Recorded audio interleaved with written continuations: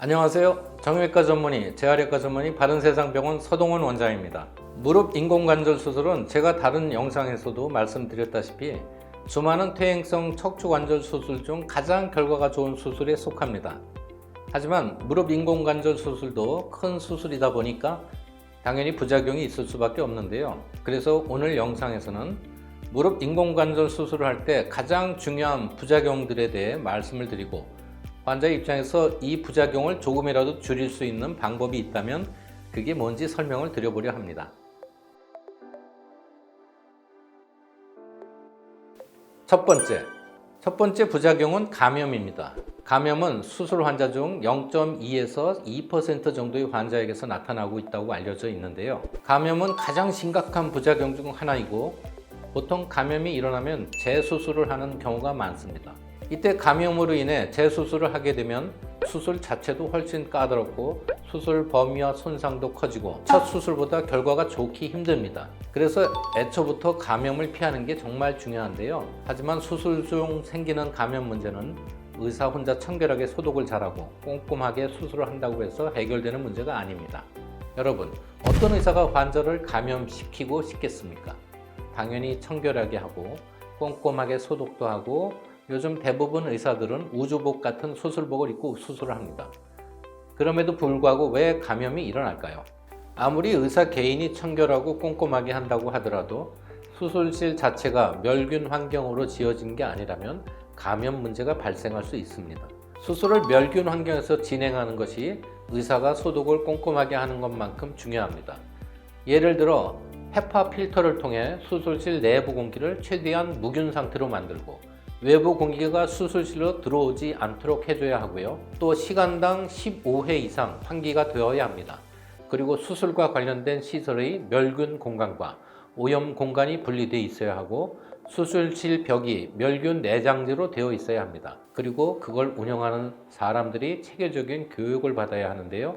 이러한 병원 수술실의 멸균 환경과 운영에 대해 매우 중요하게 평가하고 있는 것이 바로 보건복지부 의료기관 인증제도입니다.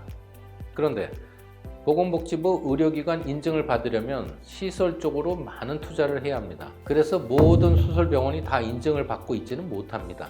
따라서 환자 입장에서 감염률을 낮추기 위해서는 보건복지부 인증 의료기관을 찾아서 수술을 받는 게 좋습니다. 그렇다면 보건복지부 인증 의료기관은 어디서 찾을 수 있을까요? 보건복지부 인증의료기관 여부는 대부분 해당 병원 홈페이지에서 확인할 수 있으니 참고하시기 바랍니다. 두 번째 부작용은 수술 후 통증이 남는 것입니다. 수술 후 통증이 남는 것은 가장 발생 가능성이 높은 부작용인데요.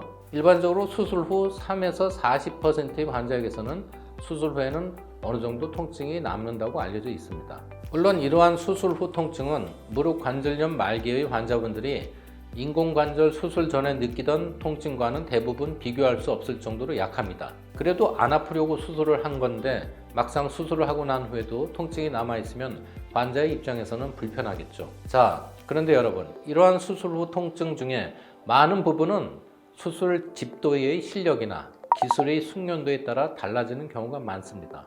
일반적으로 실력이나 기술의 숙련도는 그 의사가 해당 수술을 얼마나 많이 해봤느냐에 좌우되는 경우가 많은데요. 하지만 환자분들이 이 병원과 의사가 해당 수술을 많이 해봤는지를 객관적으로 알 수 있는 방법이 거의 없습니다.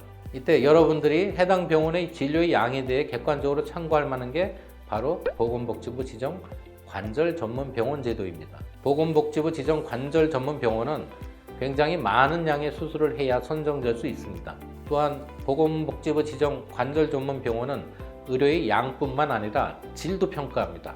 왜냐하면 관절 전문 병원 제도를 만든 이유가 대학병원 수준의 진료를 환자들이 가까운 동네에서도 받을 수 있게 하기 위함이기 때문입니다. 그래서 관절 질환에 대해 수술을 많이 하고 관절 질환 의료의 질적인 수준도 높은 병원이 보건복지부 지정 관절 전문 병원으로 선정될 수 있습니다. 그래서 사실은 이런 기준들을 통과하는 게 쉽지 않기 때문에 전국에 보건복지부 지정 관절 전문 병원이 많지는 않은데요. 현재 경기도에는 4개의 보건복지부 지정 관절 전문 병원이 있습니다. 참고로 환자분들은 관절 수술을 하는 병원을 전부 관절 전문 병원이라고 부르시는데요. 하지만 법으로 정한 전문병원 지정 제도가 따로 있기 때문에 실제로 관절 전문 병원이라는 용어를 법적으로 쓸 수 있는 병원은 많지 않습니다. 보건복지부 지정 관절 전문 병원 여부는 해당 병원의 간판이나 홈페이지를 보면 알 수 있습니다. 그리고 제가 첫 번째 부작용으로 감염을 말씀드렸지 않습니까? 그래서 감염을 최대한 피하려면 인증 의료기관에서 수술을 받으시라고 말씀드렸는데요. 그런데 제가 방금 설명해드린 보건복지부 지정 관절 전문 병원으로 선정되려면 의료기관 인증 제도를 먼저 통과해야 합니다. 그래서 사실 보건복지부 지정 관절 전문 병원에 가시면 자동적으로 의료기관 인증 제도는 이미 통과한 병원이라는 의미입니다. 여러분들이 이 사실을 미리 알아두시면 병원 선택에 있어 보다 도움이 될 것입니다. 세 번째 부작용은 출혈과 관련된 부작용입니다. 보통 무릎 인공관절 수술을 하면 많은 양의 출혈이 생길 수밖에 없습니다. 이때 수술이 끝나고 너무 많은 양의 피를 흘리면 수혈을 하게 되는데요. 수혈을 하게 되면 감염 및 여러 합병증 가능성이 높아집니다. 특히 가능성은 낮지만 한번 발생하면 목숨까지 위험할 수 있는 부작용인 심부정맥혈전이나 폐색전증이 수혈과 관계해 있다는 논문도 발표되고 있습니다. 또한 고령의 환자가 인공관절 수술 시 수혈을 하게 되면 저혈압, 오한, 발열, 구토감, 알레르기 등의 증상이 나타나기도 하고요. 또 저희 정형외과 의사들의 경험상으로는 수혈을 안 하고 수술하신 분들은 그날 밤에 비교적 잘 주무시는데 수혈을 받으신 분들은 꼭 그날 저녁에 잠을 못 자거나 발열이 나거나 소변이 나오지 않는다거나 하는 이유로 코를 받는 경우가 많습니다. 아무래도 남의 피를 수혈하는 거니까 회복기간과 재활기간이 그만큼 늘어날 가능성이 높겠죠. 따라서 가능하면 수술 시 지혈을 아주 꼼꼼하게 하고 절개를 최소화하여 빠르게 수술을 할 수 있는 숙련된 의사가 있는 병원에서 수술을 받는 게 여러 가지 부작용을 피하는 데 보다 유리합니다. 그러니 본인이 수술을 받을 병원이 수혈 없이 수술을 하는지, 만약 수혈 없이 수술을 한다면 그 비율은 어느 정도인지 홈페이지에서 꼼꼼하게 확인한 후에 수술을 받으시길 권유드립니다. 네 번째 부작용은 금속 알러지입니다. 발생할 가능성은 낮지만 인공관절에는 코발트 크롬이나 타이타늄 등의 금속이 들어가기 때문에 금속 알러지가 일어날 수도 있는데요. 평소 귀금속에 알러지가 있는 분들은 병원에 미리 이야기를 해주는 게 좋고 병원에서도 금속 알러지 유무를 사전에 확인해 볼 필요가 있습니다.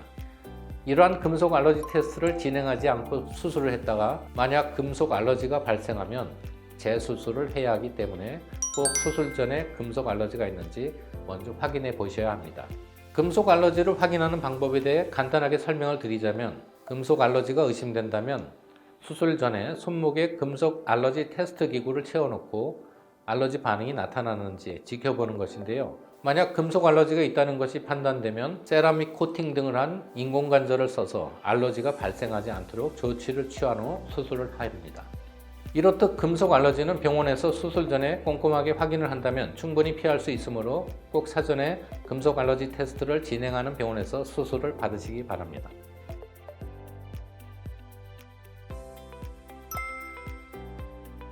지금까지 무릎 인공관절 수술 부작용과 이를 최대한 피할 수 있는 방법에 대해 설명을 드렸습니다. 무릎 인공관절 수술은 걷지 못하는 말기의 무릎 환자들에겐 정말 축복과 같은 수술입니다. 오늘 알려드린 내용들을 참고하셔서 꼼꼼하게 병원을 골라 수술을 잘 받으시기 바랍니다. 감사합니다.